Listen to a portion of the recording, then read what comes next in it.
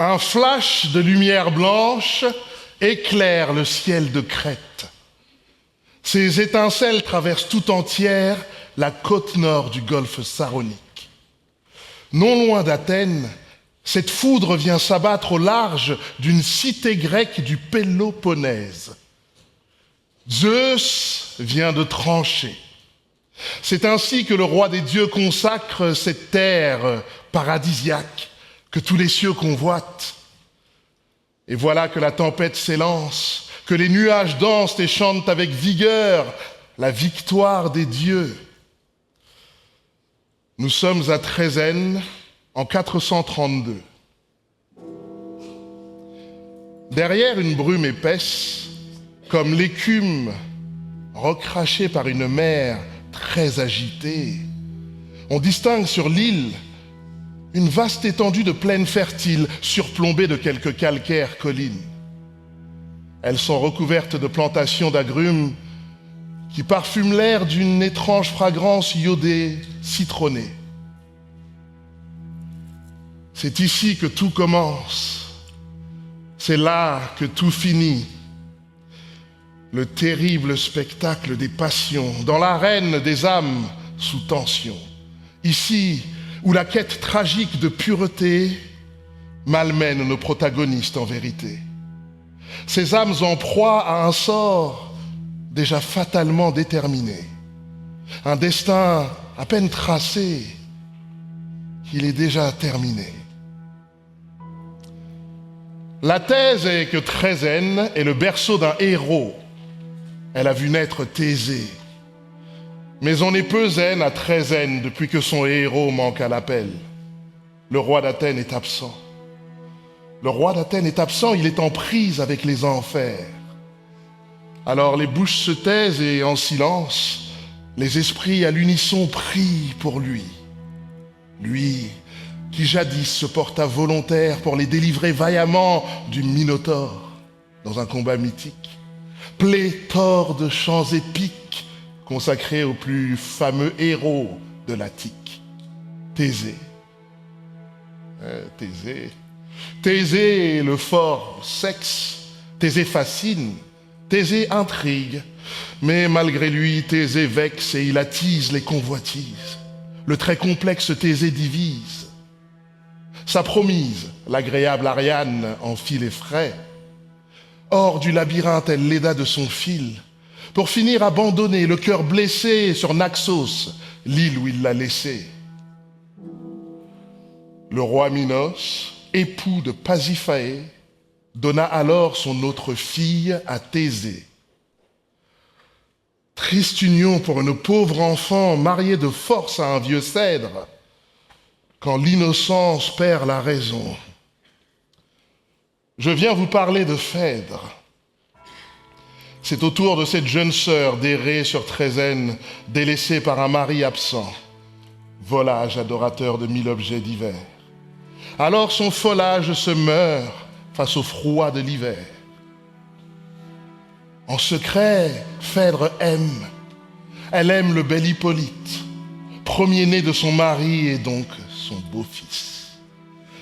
À l'ombre d'une morale stricte, elle se consume pour lui d'une flamme interdite. C'est vrai qu'ils partagent le même âge et qu'ils se sentent tous deux tout petits sous l'ombrage de la vieille légende Thésée. Ainsi, la belle-mère amoureuse fait taire son feu et ne lui révèle guère son désir incestueux. Mais à trop vouloir bien faire, à trop s'ignorer, la reine en jachère, trop peu honorée, voit ses forces se soustraire à elle et à sa gouvernante nonne désemparée face à sa maîtresse en pleine montée d'hormones. Ô ciel, c'est à peine commencé que c'est déjà fini. Voici venu le procès des âmes en peine que l'on punit. Public, n'aie pas peur, mais reste bien spectateur et assiste dans sa tâche le coryphée en devenant son cœur. souffre avec moi en silence cette macabre danse et exprime ton émoi dans un soupir intense. Hélas, hélas, hélas.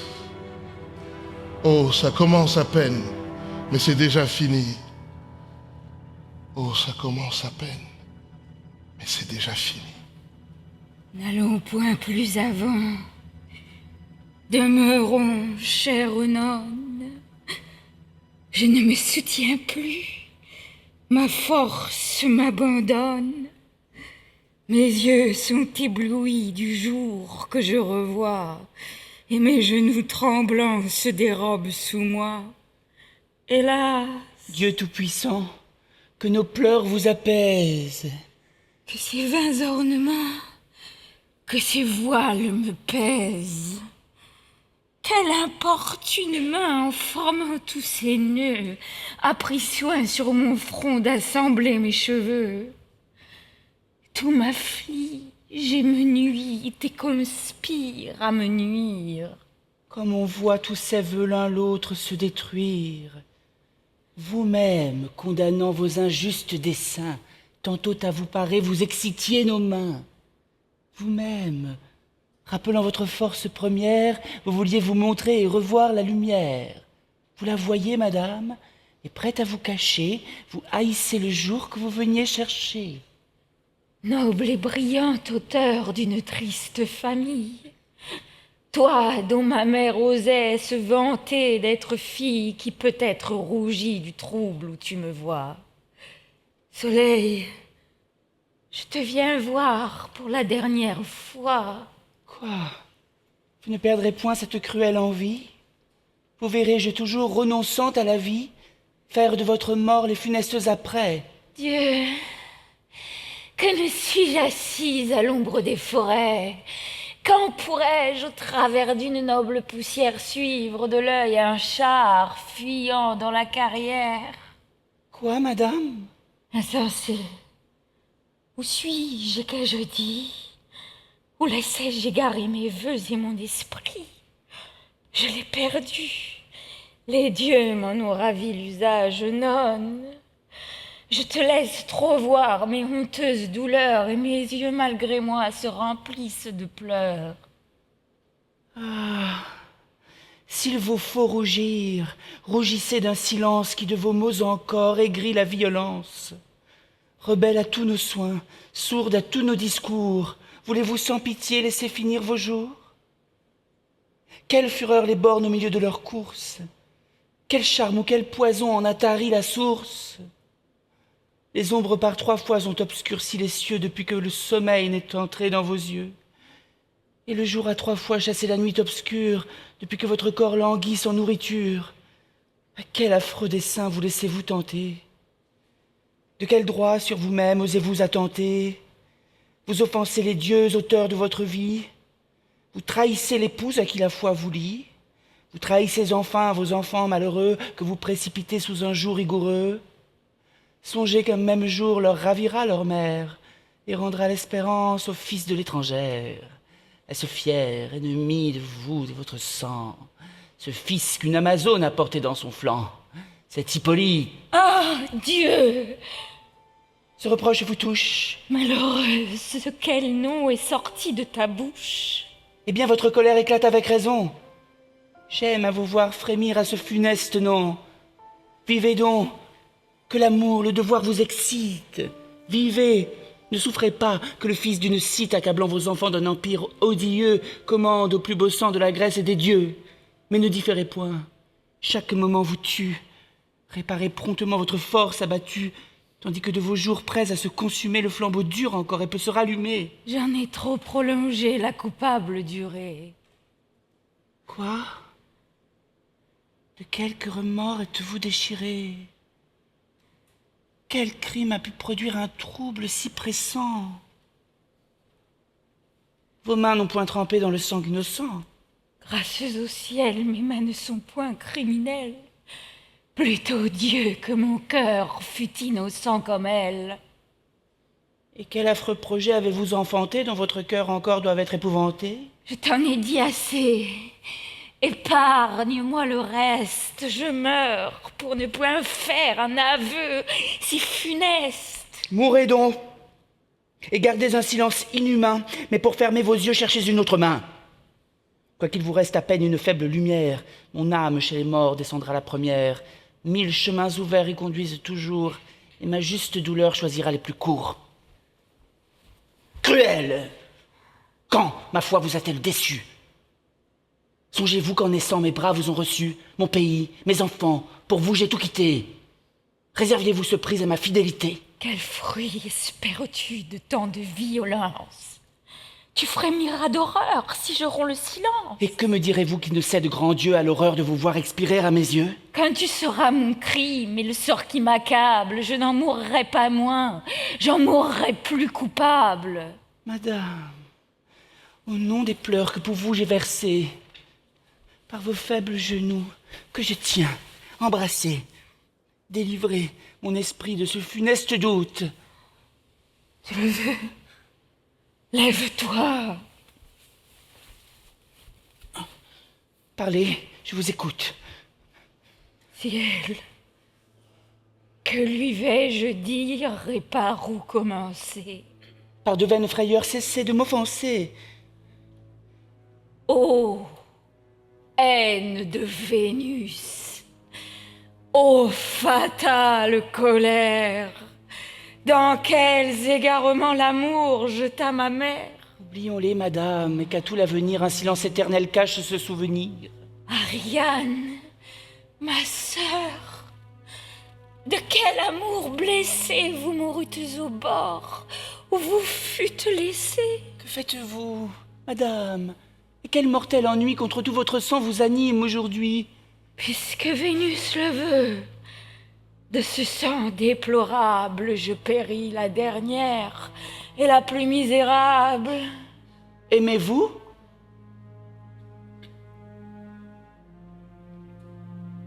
De l'amour, j'ai toutes les fureurs. Pour qui? Tu vas ouïr le comble des horreurs. J'aime. À ce nom fatal, je tremble, je frissonne. J'aime. Qui? Tu connais ce fils de l'Amazone, ce prince si longtemps par moi-même opprimé. Hippolyte, grand Dieu, C'est toi qui l'as nommé. juste ciel. Tout mon sang dans mes veines se glace. Oh, désespoir! Oh, crime! Oh, déplorable race! Voyage infortuné! Rivage malheureux! Fallait-il approcher de tes bords dangereux? Mon mal vient de plus loin. À peine au fils d'Égée, sous les lois de l'hymen, je m'étais engagé. Mon repos, mon bonheur semblaient être affermis.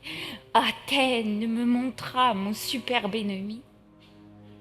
Je le vis, je rougis, je pâlis à sa vue. Un trouble s'éleva dans mon âme éperdue. Mes yeux ne voyaient plus, je ne pouvais parler.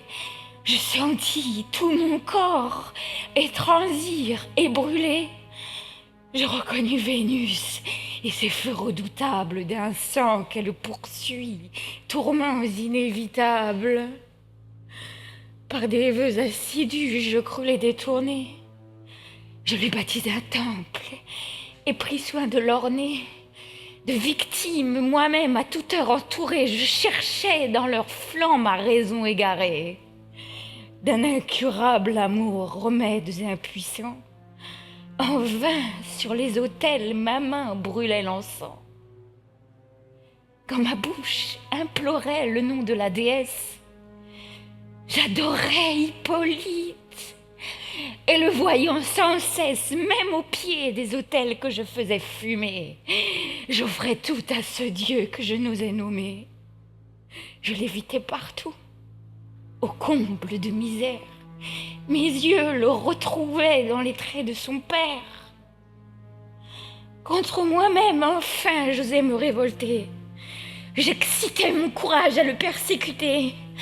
Pour bannir l'ennemi dont j'étais idolâtre, j'affectais les chagrins d'une injuste marâtre. Je pressais son exil et mes cris éternels l'arrachèrent du sein et des bras paternels. Je respirais Œnone, et depuis son absence, mes jours moins agités coulaient dans l'innocence. Soumise à mon époux, et cachant mes ennuis de son fatal hymen, je cultivais les fruits.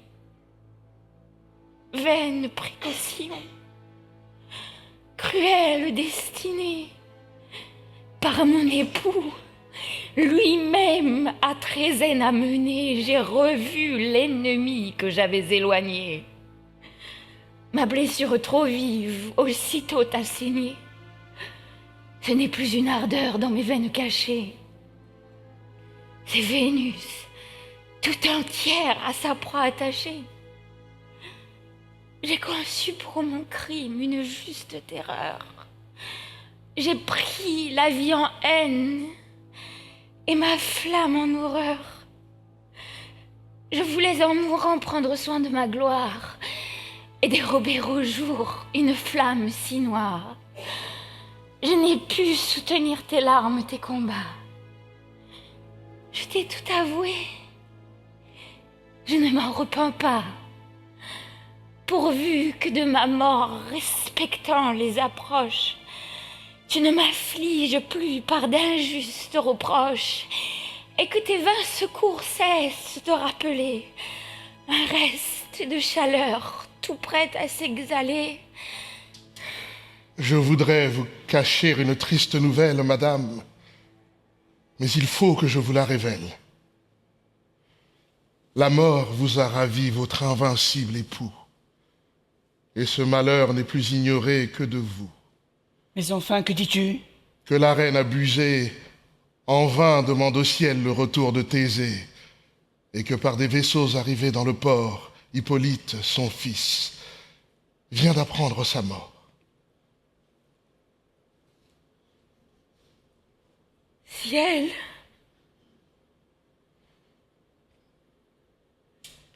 pour le choix d'un maître, Athènes se partage. Au prince, votre fils, l'un donne son suffrage, madame, et de l'État l'autre, oubliant les lois, au fils de l'étrangère ose donner sa voix.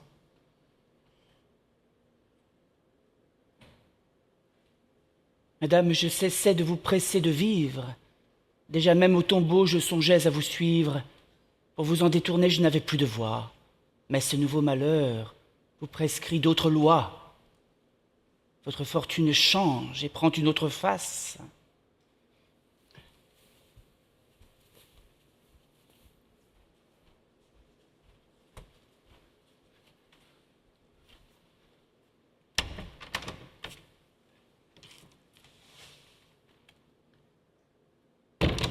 Le roi n'est plus, madame, il faut prendre sa place. Sa mort vous laisse un fils à qui vous vous devez. Esclave s'il vous perd et roi si vous vivez. Sur qui dans son malheur voulez-vous qu'il s'appuie? Ses larmes n'auront plus de main qui les essuie, et ses cris innocents portés jusques aux dieux iront contre sa mère hériter ses aïeux. Vivez! Vous n'avez plus de reproches à vous faire. Votre flamme devient une flamme ordinaire. Thésée, en expirant, vient de rompre les nœuds qui faisaient tout le crime et l'horreur de vos feux. Hippolyte pour vous devient moins redoutable et vous pouvez le voir sans vous rendre coupable. eh bien, à tes conseils, je me laisse entraîner. Vivons, si vers la vie on peut me ramener, et si l'amour d'un fils, en ce moment funeste de mes faibles esprits, peut ranimer le reste. Hippolyte, le voilà.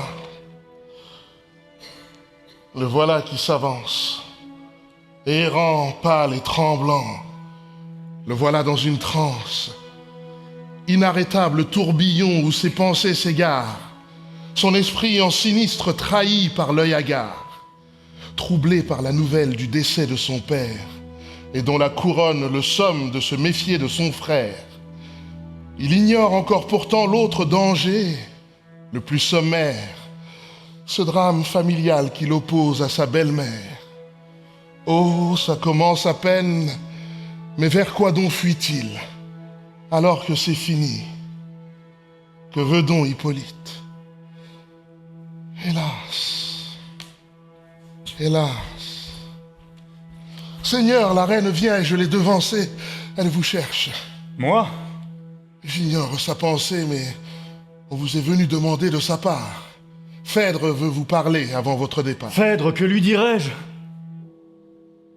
Et que peut-elle attendre? Seigneur, vous ne pouvez refuser de l'entendre. Quoique trop convaincu de son inimitié, vous devez à ses pleurs qu'elle combre de pitié. Ami, tout est-il prêt? Mais la reine s'avance. Va! Que pour le départ tout s'arme en diligence, fais donner le signal, cours, ordonne! Et reviens me délivrer bientôt d'un fâcheux entretien. Le voici. Vers mon cœur, tout mon sang se retire. J'oublie en le voyant ce que je viens lui dire. Souvenez-vous d'un fils qui n'espère qu'en vous.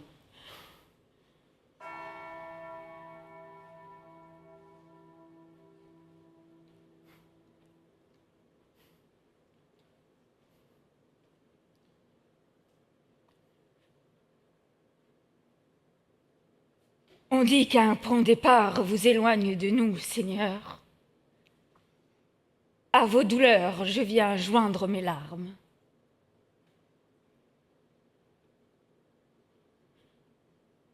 Je vous viens pour un fils expliquer mes alarmes.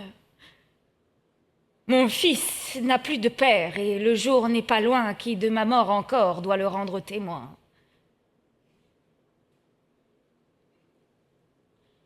Déjà 1000 ennemis attaquent son enfance. Vous seul pouvez contre eux embrasser sa défense. Mais un secret remords agite mes esprits. Je crains d'avoir fermé votre oreille à ses cris. Je tremble que sur lui votre juste colère ne poursuive bientôt une odieuse mère. Madame, je n'ai point des sentiments si bas. Quand vous me haïriez, je ne m'en plaindrai pas, Seigneur. Vous m'avez vu attaché à vous nuire, dans le fond de mon cœur, vous ne pouviez pas lire. À votre inimitié, j'ai pris soin de m'offrir. Au bord que j'habitais, je n'ai pu vous souffrir. En public, en secret, contre vous déclaré, j'ai voulu par des mères en être séparé. J'ai même défendu par une expresse loi qu'on ose à prononcer votre nom devant moi. Si pourtant à l'offense, on mesure la peine, si la haine peut seule attirer votre haine, jamais femme ne fut plus digne de pitié, et moins digne, Seigneur, de votre inimitié. Des droits de ses enfants, une mère jalouse pardonne rarement au fils d'une autre épouse. Madame, je le sais. Les soupçons importuns sont d'un second hymen les fruits les plus communs. Tout autre aurait pour moi pris les mêmes ombrages, j'en aurais peut-être essuyé plus d'outrages. Ah, Seigneur, que le ciel, j'ose ici l'attester, de cette loi commune a voulu m'excepter. Qu'un soin bien différent me trouble et me dévore. Madame, il n'est pas temps de vous troubler encore. Peut-être votre époux voit encore le jour. Le ciel peut à nos pleurs accorder son retour. Neptune le protège. Et ce Dieu tutélaire ne sera pas en vain imploré par mon père. On ne voit point de fois le rivage des morts, Seigneur. Puisque Thésée a vu les sombres bords, enfin, vous espérez qu'un Dieu vous le renvoie. Et l'avare Achéron ne lâche point sa proie. Que dis-je? Il n'est point mort, puisqu'il respire en vous. Toujours devant mes yeux, je crois voir mon époux. Je le vois. Je lui parle. Et mon cœur, je m'égare. Seigneur, Ma folle ardeur, malgré moi, se déclare. Je vois de votre amour l'effet prodigieux, tout mort qu'il est, aisé et présent à vos yeux. Toujours, de son amour, votre âme est embrasée. Oui, prince, je languis. Je brûle pour Thésée. Je l'aime. Non point tel que l'ont vu les enfers, volage adorateur de 1000 objets divers qui va du dieu des morts, déshonorer la couche. Mais fidèle, mais fier, et même un peu farouche, charmant, jeune, traînant tous les cœurs après soi, tel qu'on dépeint nos dieux, ou tel que je vous vois. Il avait votre port, vos yeux, votre langage.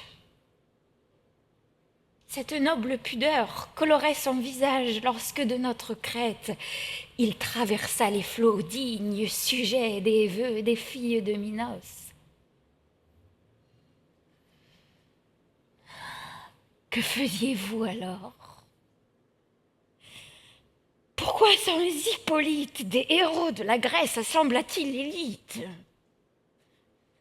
Pourquoi, trop jeune encore, ne pûtes-vous alors entrer dans le vaisseau qui le mit sur nos bords? Par vous aurait péri le monstre de la Crète, malgré tous les détours de sa vaste retraite. Pour en développer l'embarras incertain, ma sœur, du fil fatal eût armé votre main. Mais non, dans ce dessein je l'aurais devancé. L'amour m'en dut d'abord inspirer la pensée. C'est moi, prince, c'est moi, dont l'utile secours vous eût du labyrinthe enseigné les détours. Que de soins m'eût coûté cette tête charmante. Un fil n'eût point assez rassuré votre amante.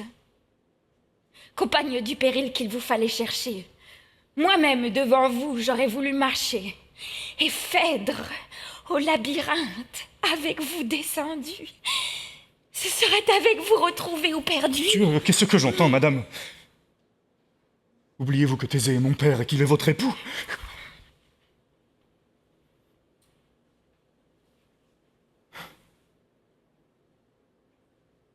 Et sur quoi jugez-vous que j'en perds la mémoire, prince? Aurais-je perdu tout le soin de ma gloire? Madame, pardonnez. J'avoue en rougissant que j'accusais à tort un discours innocent. Ma honte ne peut plus soutenir votre vue et je vais... Ah, cruel! Tu m'as trop entendu. Je t'en ai dit assez pour te tirer d'erreur. Eh bien, connais donc Phèdre et toute sa fureur. J'aime. Ne pense pas qu'au moment que je t'aime, innocente à mes yeux, je m'approuve moi-même. N'est que du fol amour qui trouble ma raison, ma lâche complaisance et nourrit le poison. Objet infortuné, des vengeances célestes, je m'abhorre. Encore plus que tu ne me détestes. Les dieux m'en sont témoins. Ces dieux qui, dans mon flanc, ont allumé le feu fatal à tout mon sang. Ces dieux qui se sont fait une gloire cruelle de séduire le cœur d'une faible mortelle. Toi-même en ton esprit rappelle le passé. C'est peu de t'avoir fui, cruel. Je t'ai chassée. J'ai voulu te paraître odieuse, inhumaine. Pour mieux te résister, je recherchais ta haine. De quoi m'ont profité mes inutiles soins? Tu me haïssais plus. Je ne t'aimais pas moins. Tes malheurs te prêtaient encore de nouveaux charmes. J'ai langui. J'ai séché dans les feux, dans les larmes. Il suffit de tes yeux pour t'en persuader. Si tes yeux un moment pouvait me regarder.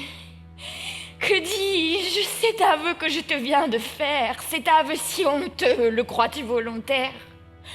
Tremblante pour un fils que je n'osais trahir, je te venais prier de ne le point haïr. Faible projet d'un cœur, trop plein de ce qu'il aime. Hélas, je ne t'ai pu parler que de toi-même. Venge-toi. Punis-moi d'un odieux amour. Digne fils du héros qui t'a donné le jour. Délivre l'univers d'un monstre qui t'irrite. La veuve de Thésée, ose aimer Hippolyte. Crois-moi, ce monstre affreux ne doit point t'échapper. Voilà mon cœur. C'est là que ta main doit frapper. Impatient déjà d'expier son offense au devant de ton bras. Je le sens qui s'avance. Frappe! Ou si tu le crois indigne de tes coups.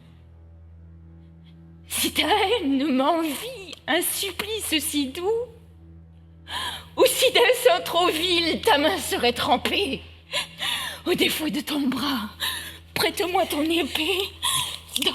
Que faites-vous, madame? Juste Dieu! Mais on vient. Évitez des témoins odieux. Venez, rentrez. Fuyez une honte certaine.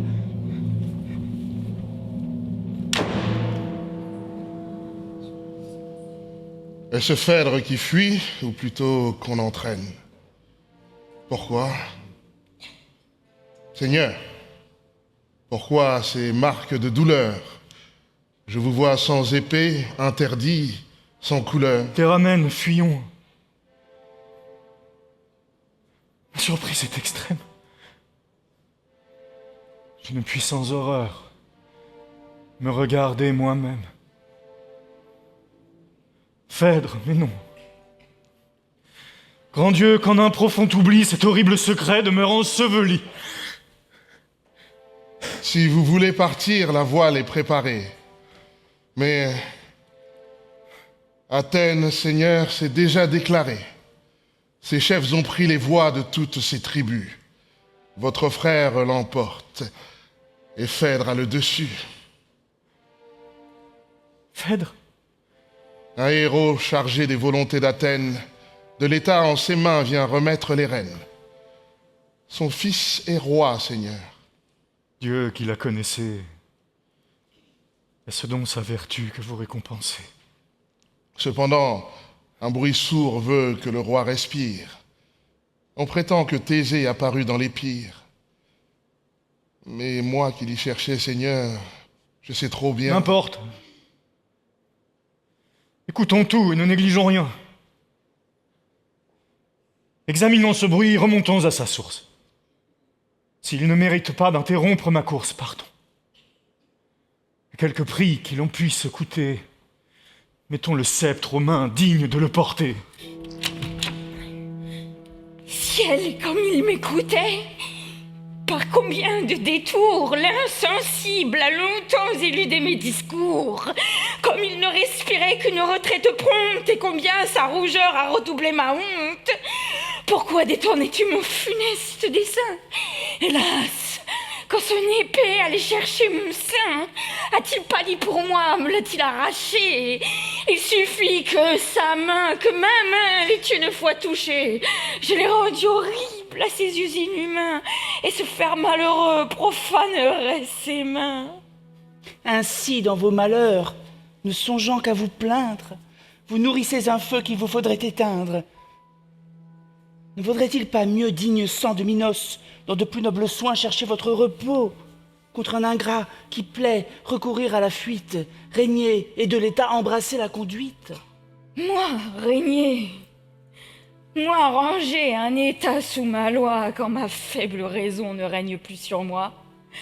Lorsque j'ai de mes sens abandonné l'empire, quand sous un joug honteux, à peine je respire, quand je me meurs, Fuyez! je ne le puis quitter. Vous l'osâtes bannir, vous n'osez l'éviter. Mais plus temps, il sait mes ardeurs insensées. De l'austère aux pudeurs, les bornes sont passées.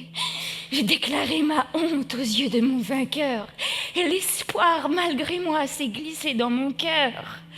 Toi-même, rappelant ma force défaillante et mon âme déjà sur mes lèvres, errante, par tes conseils flatteurs, tu m'as suranimé. Tu m'as fait entrevoir que je pouvais l'aimer. Hélas, de vos malheurs innocents ou coupables, de quoi pour vous sauver n'étais-je point capable. Mais si jamais l'offense irrita vos esprits, pouvez-vous d'un superbe oublier les mépris?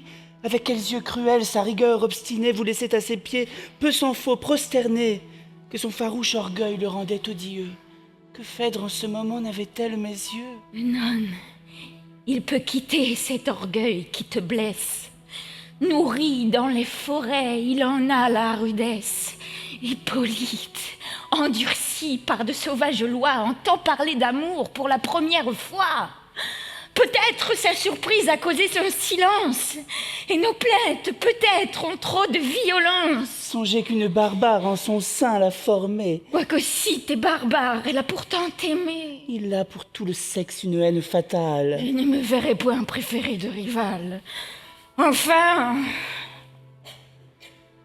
tous tes conseils ne sont plus de saison. Serre ma fureur, non, et non point ma raison. Il oppose à l'amour un cœur inaccessible. Cherchons pour l'attaquer quelque endroit plus sensible. Va trouver de ma part ce jeune ambitieux, non? Fais briller la couronne à ses yeux, qu'il mette sur son front le sacré diadème. Je ne veux que l'honneur de l'attacher moi-même. Fais donc lui ce pouvoir que je ne puis garder. Il instruira mon fils dans l'art de commander. Peut-être il voudra bien lui tenir lieu de père. Je mets sous son pouvoir et le fils et la mère. Pour le fléchir enfin, tente tous les moyens. Tes discours trouveront plus d'accès que les miens. Presse, pleure, gémit, peins-lui Phèdre mourante. Ne rougis point de prendre une voix suppliante. Je t'avouerai de tout. Je n'espère qu'en toi. Va, j'attends ton retour pour disposer de moi. Oh, toi qui vois la honte où je suis descendu. Implacable Vénus, suis-je assez confondu? Hippolyte te fuit et bravant ton courroux, jamais à tes autels n'a fléchi les genoux. Ton nom semble offenser ses superbes oreilles. Déesse, venge-toi, nos causes sont pareilles, qu'il aime. Mais déjà tu reviens sur tes pas. Non, on me déteste. On ne t'écoute pas. Il faut d'un vain amour étouffer la pensée, madame. Rappelez votre vertu passée. Le roi qu'on a cru mort va paraître à vos yeux. Thésée est arrivé. Thésée est en ces lieux. Le peuple pour le voir court et se précipite. Je sortais par votre ordre et cherchais Hippolyte, lorsque jusque au ciel, mille cris élancés... Mon époux est vivant. Non, c'est assez. J'ai fait l'indigne aveu d'un amour qui l'outrage. Il vit. Je ne veux pas en savoir davantage. Quoi?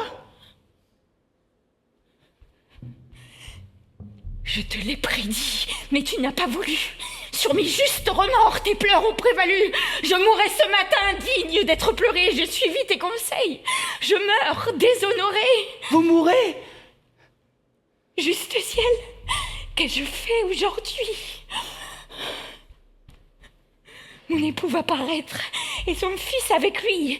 Je verrai le témoin de ma flamme adultère observer de quelle frange j'ose aborder son père, le cœur gros de soupirs qu'il n'a point écouté, et l'œil humide de pleurs par l'ingrat rebuté. Penses-tu que sensible à l'honneur de Thésée, il lui cache l'ardeur dont je suis embrasée? Pourra-t-il contenir l'horreur qu'il a pour moi? Laissera-t-il trahir et son père et son roi?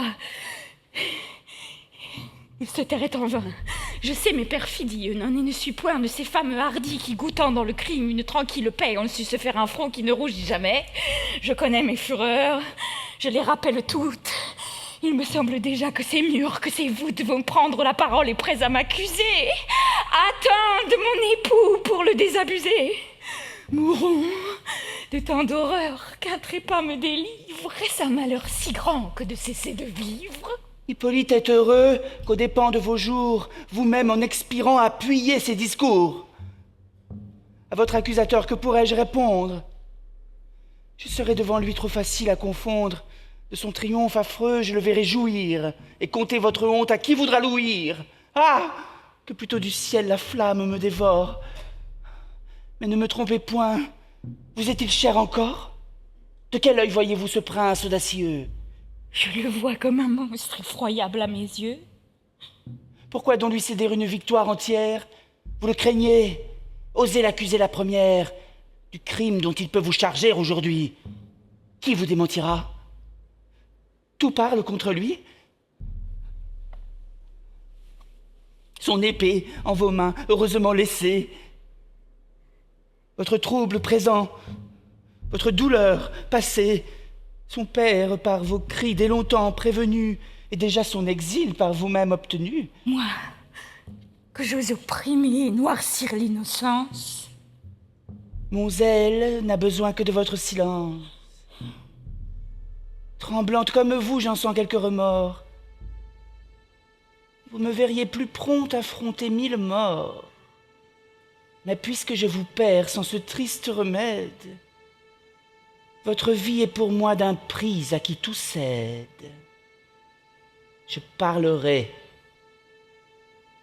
Thésée, aigri par mes avis, bornera sa vengeance à l'exil de son fils. Un père en punissant madame est toujours père. Un supplice léger suffit à sa colère. Mais le sang innocent dût-il être versé? Que ne demande point votre honneur menacé? C'est un trésor trop cher pour oser le commettre. Quelque loi qui vous dicte, il faut vous y soumettre, madame. Et pour sauver votre honneur combattu, il faut immoler tout et même la vertu. On vient? Je vois Thésée. Ah, je vois Hippolyte. Dans ses yeux insolents, je vois ma perte écrite. Fais ce que tu voudras. Je m'abandonne à toi. Dans le trouble où je suis, je ne peux rien pour moi.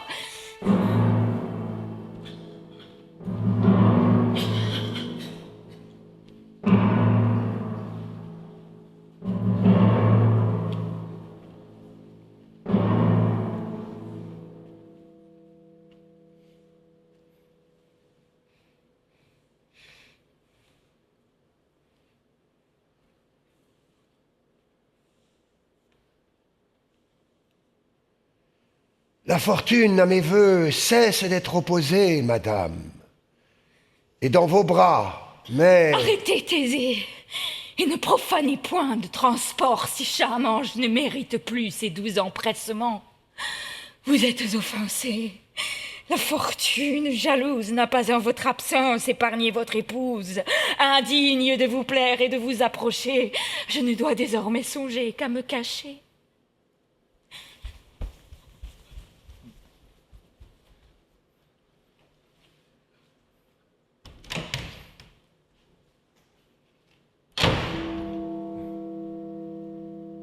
Quel est l'étrange accueil qu'on fait à votre père, mon fils? Phèdre peut seul expliquer ce mystère. Mais si mes vœux ardents vous peuvent émouvoir, permettez-moi, Seigneur, de ne la plus revoir. Souffrez que pour jamais le tremblant Hippolyte disparaisse des lieux que votre épouse habite. Vous, mon fils, me quittez. Je ne la cherchais pas. C'est vous qui sur ses bords conduisîtes ses pas. Vous daignâtes, Seigneur, aux rives de Trézène, confier en partant Aricie et la reine. Je fus même chargé du soin de les garder, mais quels soins désormais peuvent me retarder?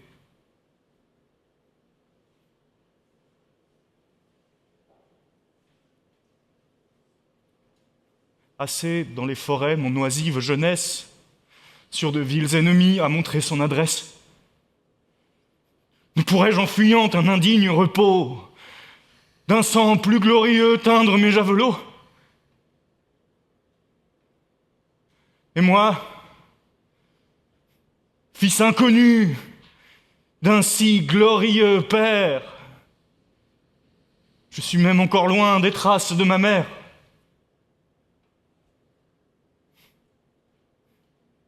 Souffrez que mon courage ose enfin s'occuper. Souffrez si quelque monstre a pu vous échapper, que j'apporte à vos pieds sa dépouille honorable. Ou que, d'un beau trépas, la mémoire durable, éternisant des jours si noblement finis, prouve à tout l'univers que j'étais votre fils. Que vois-je? Quelle horreur dans ces lieux répandus fait fuir devant mes yeux ma famille éperdue. Si je reviens si craint et si peu désiré au ciel de ma prison, pourquoi m'as-tu tiré? Que dis-je? Quand mon âme, à soi-même rendue, vient se rassasier d'une si chère vue, je n'ai pour tout accueil que des frémissements. Tout fuit, tout se refuse à mes embrassements. Et moi-même, éprouvant la terreur que j'inspire, je voudrais être encore dans les prisons des pires. Parlez! Phèdre se plaint que je suis outragé. Qui m'a trahi? Pourquoi ne suis-je pas vengé? La Grèce, à qui mon bras fut tant de fois utile, a-t-elle aux criminels accordé quelque asile?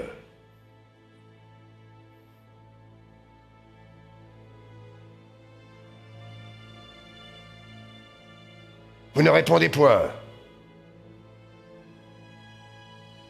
Mon fils, mon propre fils, est-il d'intelligence avec mes ennemis? Entrons, c'est trop garder un doute qui m'accable. Connaissons à la fois le crime et le coupable. Que Phèdre explique enfin le trouble où je la vois. Où tendait ce discours qui m'a glacé d'effroi? Phèdre, toujours en proie à sa fureur extrême, veut-elle s'accuser et se perdre elle-même? Dieu, que dira le roi? Quel funeste poison l'amour a répandu sur toute sa maison? Moi-même, plein d'un feu que sa haine réprouve, quel il m'a vu jadis, et quel il me retrouve. De noirs pressentiments viennent m'épouvanter, mais l'innocence, enfin, n'a rien à redouter.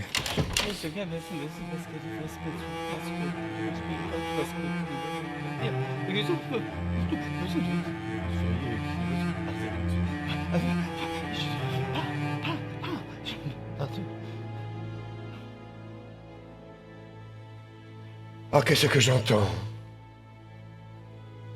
Un traître, un téméraire, préparait cet outrage à l'honneur de son père. Avec quelle rigueur, destin, tu me poursuis. Je ne sais où je vais, je ne sais où je suis. Ô tendresse, ô bonté, trop mal récompensée, projet audacieux, détestable pensée, pour parvenir au but de ces noirs amours, l'insolent de la force empruntait le secours. J'ai reconnu le fer, instrument de sa rage, ce fer dont je l'armais pour un plus noble usage. Tous les liens du sang n'ont pu le retenir, et Phèdre différait à le faire punir. Le silence de Phèdre épargnait le coupable. Phèdre épargnait plutôt un père déplorable, honteuse du dessein d'un amant furieux et du feu criminel qu'il a pris dans ses yeux. Phèdre mourait, Seigneur, et sa main meurtrière éteignit de ses yeux l'innocente lumière. J'ai vu lever le bras, j'ai couru la sauver, moi seul à votre amour, j'ai su la conserver. est plaignante à la fois, son trouble et vos alarmes. J'ai servi malgré moi d'interprète à ses larmes. Le perfide, il n'a pu s'empêcher de pâlir. De crainte, en m'abordant, je l'ai vu tressaillir. Je me suis étonné de son peu d'allégresse. Ses froids embrassements ont glacé ma tendresse. Mais ce coupable amour dont il est dévoré, dans Athènes déjà s'était-il déclaré? Seigneur, souvenez-vous des plaintes de la reine. Un amour criminel causa toute sa haine. Et ce feu, dans Trézène, a donc recommencé? Je vous ai dit, Seigneur, tout ce qui s'est passé. C'est trop laisser la reine à sa douleur mortelle. Souffrez que je vous quitte et me range près d'elle.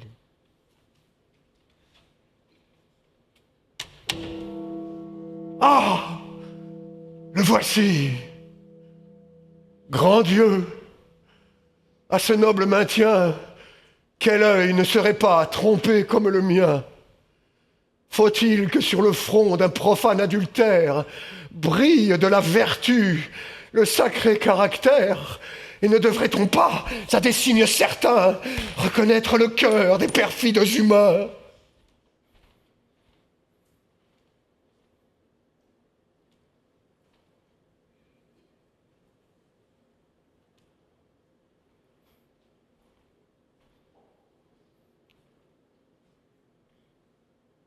Puis-je vous demander quel funeste nuage, Seigneur, a pu troubler votre auguste visage?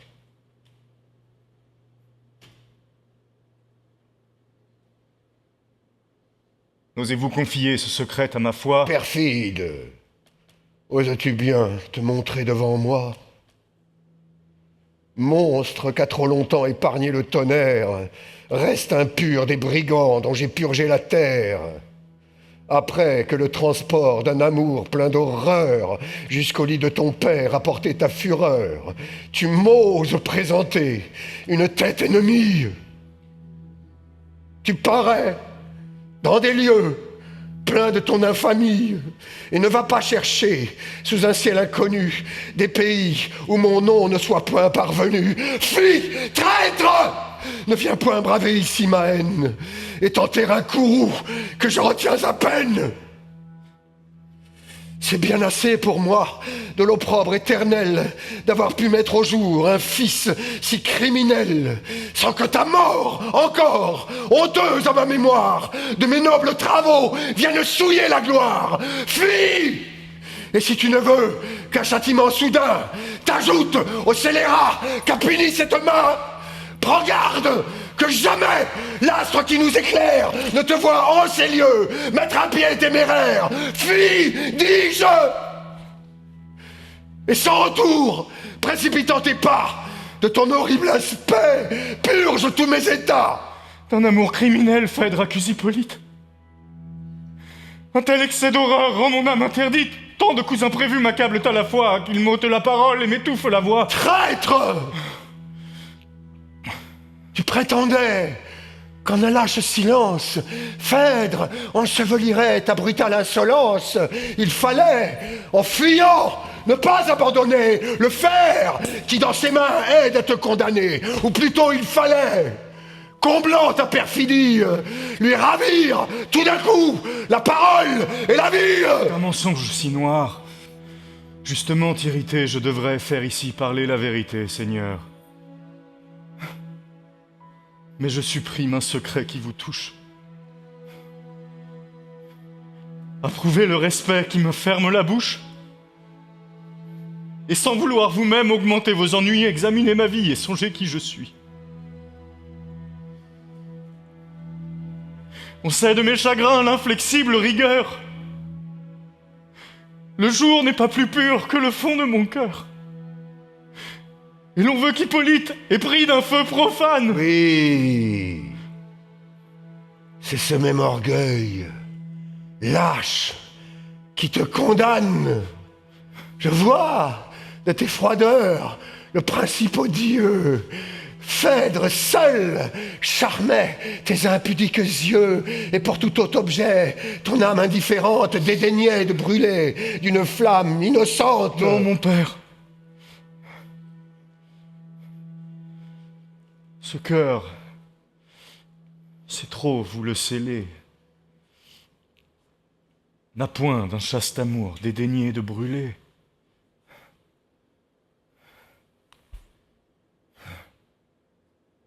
Je confesse à vos pieds ma véritable offense. J'aime. J'aime, il est vrai, malgré votre défense. Aricie, à Séloa, tiens, mes voeux asservis. La fille de Palante a vaincu votre fils. Je l'adore, et mon âme à vos ordres rebelles ne peut ni soupirer ni brûler que pour elle. Tu l'aimes, ciel. Mais non, l'artifice est grossier. Tu te fais un criminel pour te justifier. Seigneur, depuis 6 mois, je l'évite et je l'aime. Je venais en tremblant vous le dire à vous-même. Et quoi? De votre erreur, rien ne peut vous tirer? Par quel affreux serment faut-il vous rassurer? Toujours les scélérats en recours au parjure. Cesse! Cesse! Et m'épargne à n'importe un discours si ta fausse vertu n'a point d'autre secours. Elle vous paraît fausse et pleine d'artifice? Phèdre, au fond de son cœur, me remplit de justice. Ah, que ton impudence excite mon courroux. Quel temps à mon exil? Quel lieu prescrivez-vous? Vous me parlez toujours d'inceste et d'adultère. Je me tais. Cependant, Phèdre sort d'une mère. Phèdre est d'un sang, Seigneur, vous le savez trop bien. De toutes ces horreurs, plus remplies que le mien. Toi, ta rage à mes yeux perd toute retenue. Pour la dernière fois, ôte-toi de ma vue. Sors, traître! N'attends pas qu'un père furieux te fasse, avec opprobre, arracher de ses lieux!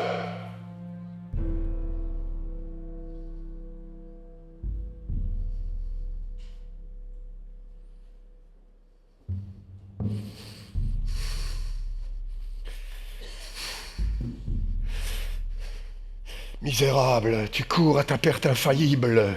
Neptune, par le fleuve, au Dieu même terrible, m'a donné sa parole et va l'exécuter. Un Dieu vengeur te suit, tu ne peux l'éviter. Je t'aimais, et je sens que malgré ton offense, mes entrailles pour toi se troublent par avance. Mais à te condamner, tu m'as trop engagé. Jamais, Père, en effet, fut-il plus outragé. Juste Dieu, qui voyait la douleur qui m'accable, et je pus mettre au jour un enfant si coupable. Hélas, hélas, hélas. Public, encore une fois. Hélas,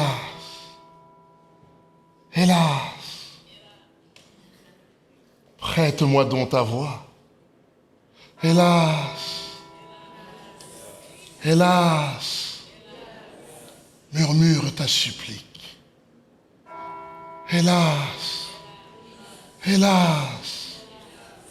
Fais sonner ta réplique. Hélas, hélas. Public, encore une fois. Hélas, hélas. Prête-moi donc ta voix. Hélas, hélas. Murmure ta supplique. Hélas, hélas. Fais sonner ta réplique. Partout ça se bouscule, ça s'agite au palais. Où donc l'État bascule? Qui prendra le relais? Hélas, hélas. Public, encore une fois. Hélas, hélas. prête-moi donc ta voix. Hélas, hélas, murmure ta supplique. Hélas, hélas, fais sonner ta réplique. J'enracine mes vers dans vos oreilles profanes. Il n'y a plus d'art ici, sinon dans la montagne. D'où s'élèvent les chants qui nourrissent mon slam? Je bois l'alexandrin perdu dans la campagne. Hélas, hélas, murmure ta supplique. Hélas, hélas, fais sonner ta réplique. Hippolyte, anthracite, teint blafard, incertain, gravit, même s'il hésite, les marches du destin. Tout cela nous dépasse, le tragique est en place. Hélas, sans une trace, le long soupir s'efface. Hélas, murmure ta supplique. Hélas, hélas, hélas, hélas.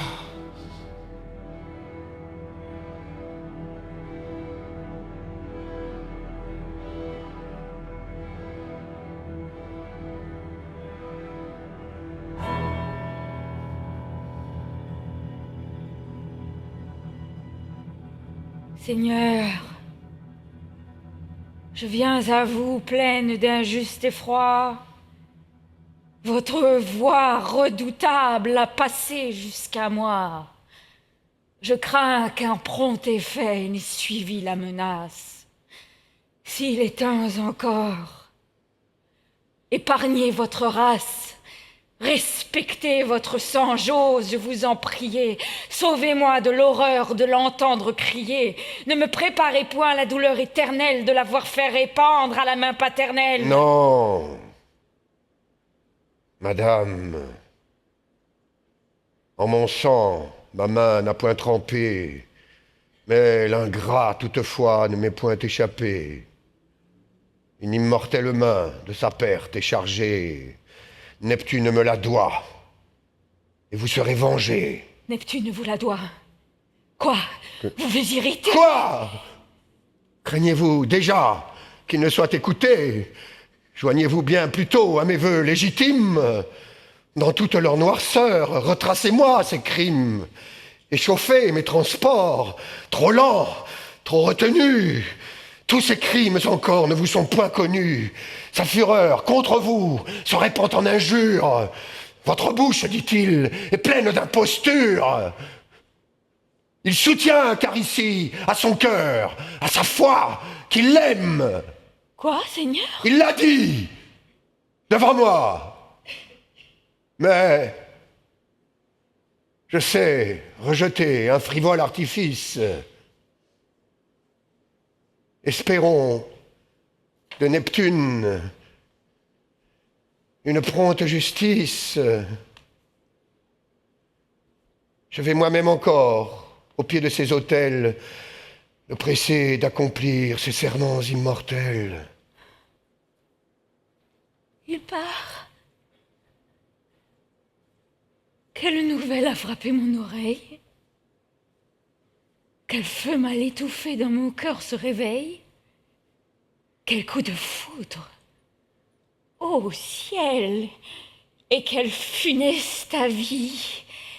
Je volais tout entière au secours de son fils, et m'arrachant des bras de nonne épouvantée, je cédais au remords dont j'étais tourmentée.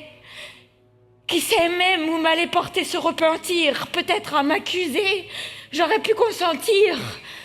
Peut-être si la voix ne m'eût été coupée, l'affreuse vérité m'eût alors échappé. Hippolyte est sensible et ne sent rien pour moi. Aricie à son cœur, Aricie à sa foi. lorsqu'à mes vœux l'ingrate inexorable s'armait d'un œil si fier, d'un front si redoutable, je pensais qu'à l'amour. Son cœur, toujours fermé, fut contre tout mon sexe également armé. Une autre, cependant, a fléchi son audace. Devant ses yeux cruels, une autre a trouvé grâce. Peut-être a-t-il un cœur facile à s'attendrir. Je suis le seul objet qu'il ne saurait souffrir, et je me chargerai du soin de le défendre. Cher Onon, sais-tu ce que je viens d'apprendre? Non, mais je viens tremblante à ne vous point mentir. J'ai pâli du dessein qui vous a fait sortir. J'ai craint une fureur à vous-même fatale. Non, qui l'eût cru? J'avais une rivale. Comment? Hippolyte M. Et je n'en puis douter. Ce farouche ennemi qu'on ne pouvait dompter, qu'offensait le respect, qu'importunait la plainte, ce tigre, que jamais je n'abordais sans crainte, soumis, apprivoisé, reconnaît un vainqueur, Aricie, a trouvé le chemin de son cœur. Aricie! Ah, douleur, nul n'a encore éprouvé. À quel nouveau tourment je me suis réservé? Tout ce que j'ai souffert, mes craintes, mes transports, la fureur de mes feux, l'horreur de mes remords, et d'un cruel refus, la supportable injure, n'était qu'un faible essai du tourment que j'endure. Il s'aime. Par quel charme ont-ils trompé mes yeux? Comment se sont-ils vus? Depuis quand? Dans quel lieu? Tu le savais? Pourquoi me laissais-tu séduire? De leur furtive ardeur ne pouvais-tu m'instruire? Les a-t-on vus souvent se parler? Se chercher? Dans le fond des forêts, allaient-ils se cacher? Hélas, ils se voyaient avec pleine licence. Le ciel, de leurs soupirs, approuvait l'innocence. Ils suivaient sans remords leur penchant amoureux. Tous les jours se levaient clairs et sereins pour eux. Et moi, triste rebut de la nature entière, je me cachais au jour, je fuyais la lumière. Quels fruits recevront-ils de leurs vaines amours? Ils ne se verront plus. Ils s'aimeront toujours. Au moment que je parle, ah, mortelle pensée, ils bravent la fureur d'une amante insensée. Malgré ce même exil qui va les écarter, ils font 1000 serments de ne se point quitter. Non, je ne puis souffrir un bonheur qui m'outrage, non. Prends pitié de ma jalouse rage. Il faut perdre Aricie. Il faut de mon époux, contre un sang qu'odieux, réveiller le courroux. Qu'il ne se borne pas à des peines légères. Le crime de la sœur passe celui des frères. Dans mes jaloux transports, je le veux implorer. Que fais-je? Où ma raison se va-t-elle égarer? Moi, jalouse et taisée est celui que j'implore. Mon époux est vivant. Et moi, je brûle encore. Pour qui? Quel est le cœur où prétendent mes vœux? Chaque mot sur mon front fait dresser mes cheveux. Mes crimes désormais ont comblé la mesure. Je respire à la fois l'inceste et l'imposture. Mes homicides, mains, promptes à me venger dans le sang innocent, brûlent de se plonger. Misérable, et je vis. Et je soutiens la vue de ce sacré soleil dont je suis descendue. Eh,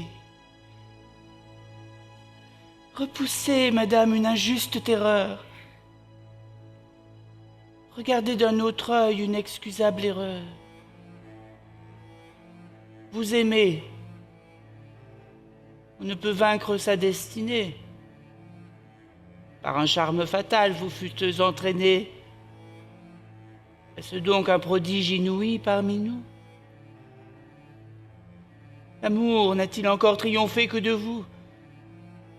La faiblesse aux humains n'est que trop naturelle. Mortel, subissez le sort d'une mortelle. Qu'entends-je?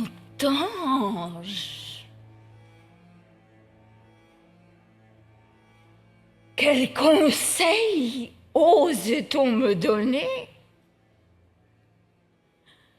Ainsi donc, jusqu'au bout, tu veux m'empoisonner, malheureuse! Voilà comme tu m'as perdue. Au jour que je fuyais, c'est toi qui m'as rendu. Tes prières m'ont fait oublier mon devoir. J'ai évité Hippolyte et tu me l'as fait voir. De quoi te chargeais-tu? Pourquoi ta bouche impie a-t-elle, en l'accusant, osé noircir sa vie? Il en mourra peut-être. Et d'un père insensé, le sacrilège veut peut-être être exaucé. Je ne t'écoute plus. Va-t'en, monstre exécrable. Va, laisse-moi le soin de mon sort déplorable. Puisse le juste ciel dignement te payer, et puisse ton supplice à jamais effrayer tous ceux qui, comme toi, par de lâches adresses, des princes malheureux nourrissent les faiblesses.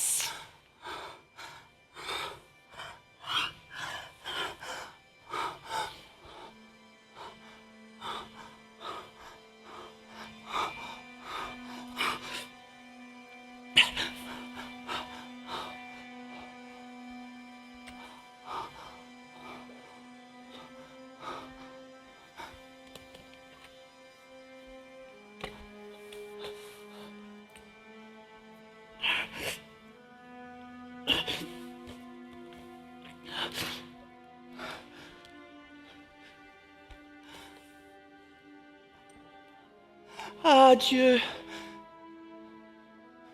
pour la servir, j'ai tout fait, tout quitté, et j'en reçois ce prix.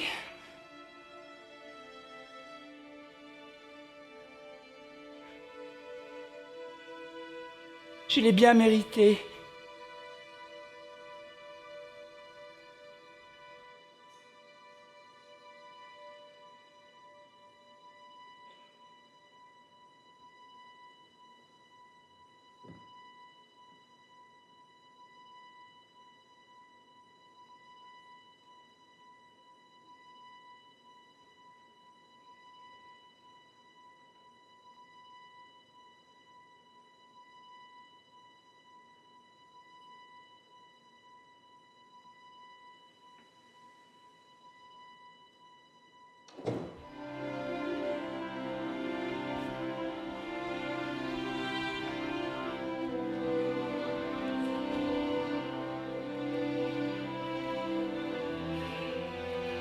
Au ciel, Eunon est morte, et Phèdre veut mourir.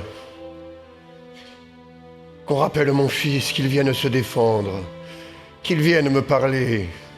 Je suis près de l'entendre. Ne précipite point tes funestes bienfaits.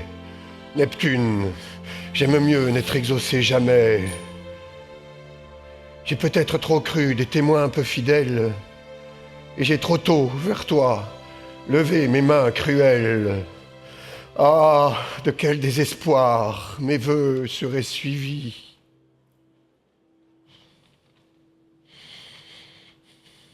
Théramène, est-ce toi? Qu'as-tu fait de mon fils? Je te l'ai confié dès l'âge le plus tendre. Mais d'où naissent les pleurs que je te vois répandre? Que fait mon fils? Ô soins tardifs et superflus, inutile tendresse, Hippolyte n'est plus. Dieu! J'ai vu des mortels périr le plus aimable. Et j'ose dire encore, Seigneur, le moins coupable. Mon fils n'est plus. Et quoi, quand je lui tends les bras, les dieux impatients ont hâté son trépas, quel coup me l'a ravi, quelle foudre soudaine.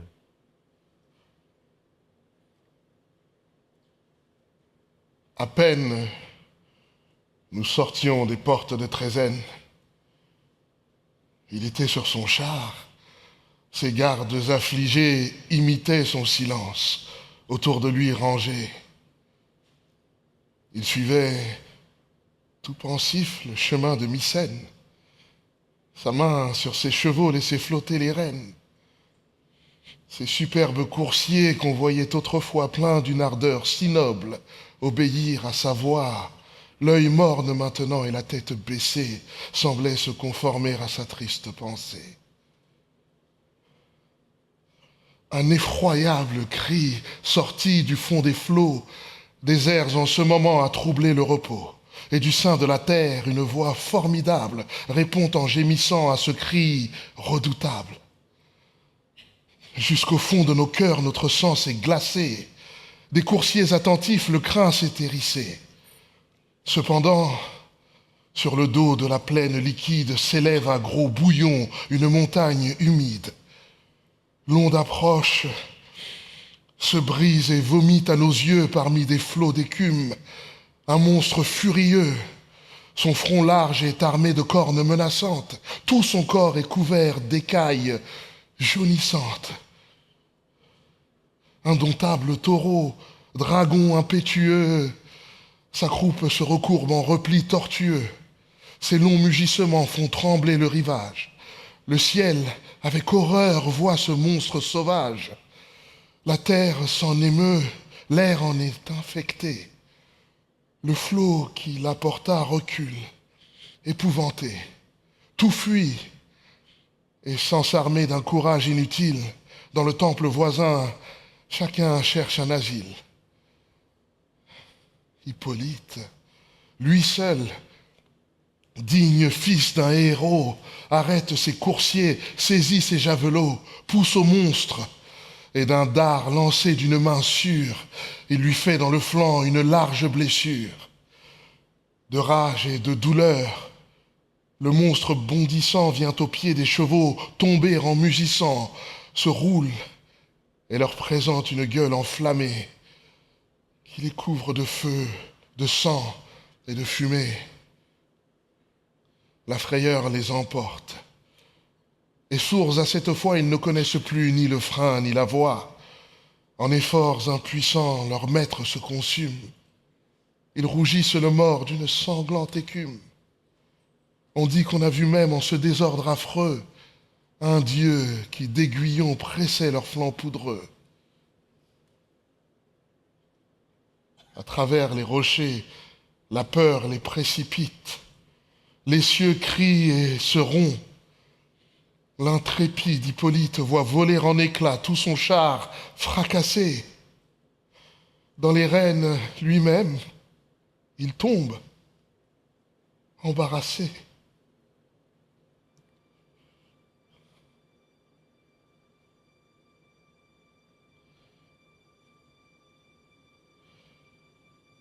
Excusez ma douleur. Cette image cruelle sera pour moi de pleurs une source éternelle. J'ai vu, Seigneur. J'ai vu votre malheureux fils traîné par les chevaux que sa main a nourris. Il veut les rappeler et sa voix les effraie. Il court. Tout son corps n'est bientôt qu'une plaie. De nos cris douloureux, la plaine retentit. Leur fougue impétueuse enfin se ralentit. Ils s'arrêtent. Non loin de ces tombeaux antiques où des rois, ces aïeux, sont les tristes reliques. J'y cours en soupirant, et sa garde me suit. De son généreux sang la trace nous conduit. Les rochers en sont teints, les ronces dégoûtantes portent de ses cheveux les dépouilles sanglantes. J'arrive, je l'appelle, et me tendant la main, il ouvre un œil mourant qu'il referme soudain. Le ciel, dit-il, m'arrache une innocente vie. Prends soin après ma mort de la triste Aricie. Cher ami, si mon père, un jour désabusé, plaint le malheur d'un fils faussement accusé, pour apaiser mon sang et mon ombre plaintive, dis-lui qu'avec douceur il traite sa captive, qu'il lui rende. À ce mot, ce héros expiré n'a laissé dans mes bras qu'un corps défiguré. Triste objet où des dieux triomphe la colère et que méconnaîtrait l'œil même de son père.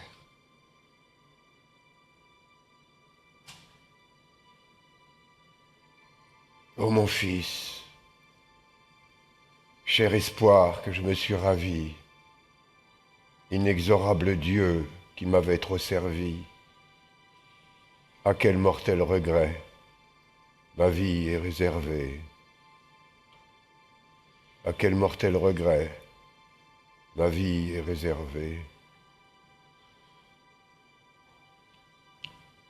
Mais j'aperçois venir sa mortelle ennemie.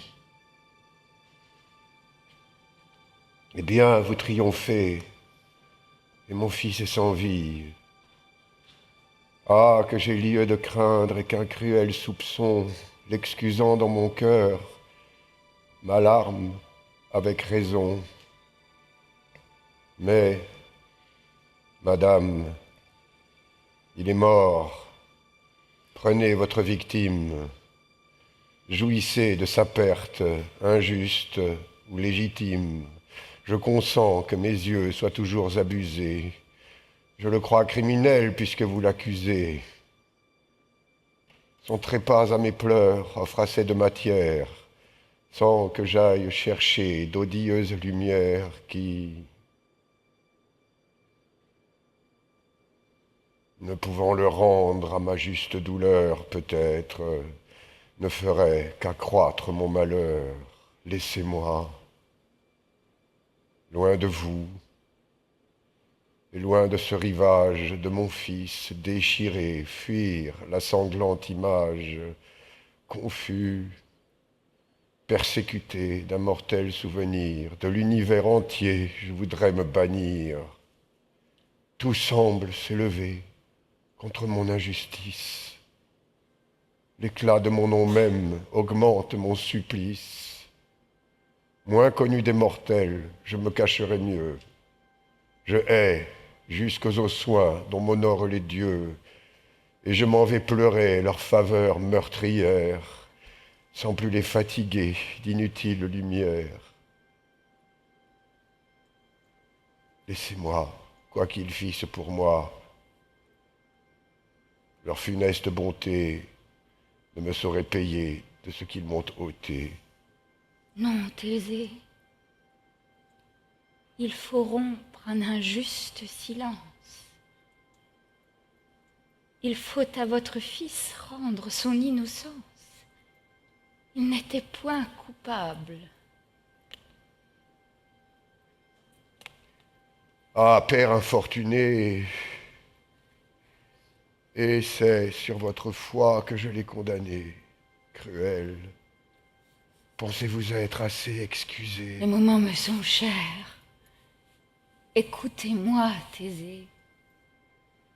C'est moi qui sur ce fils chaste et respectueux osais jeter un œil profane, incestueux. Le ciel mit dans mon sein une flamme funeste. La détestable nonne a conduit tout le reste.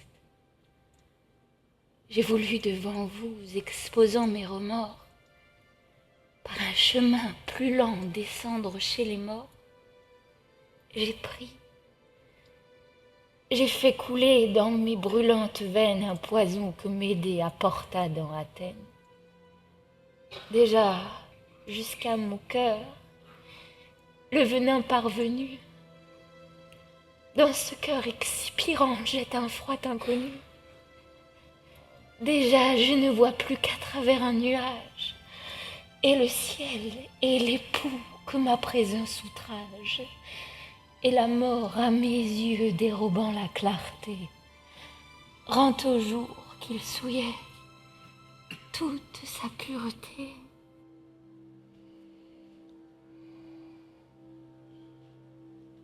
Elle expire, Seigneur. D'une action si noire que ne peut avec elle expirer la mémoire.